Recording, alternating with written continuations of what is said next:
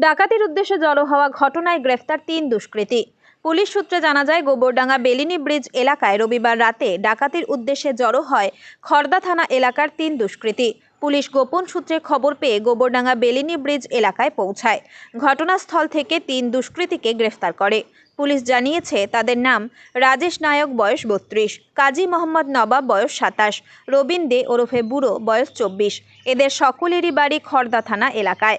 ৩ দুষ্কৃতীর কাছ থেকে উদ্ধার হয়েছে দা, ভোজালি, হাসুয়া। সোমবার ধৃতদের গোবরডাঙ্গা থানা পুলিশের পক্ষ থেকে তোলা হয় বারাসাত আদালতে।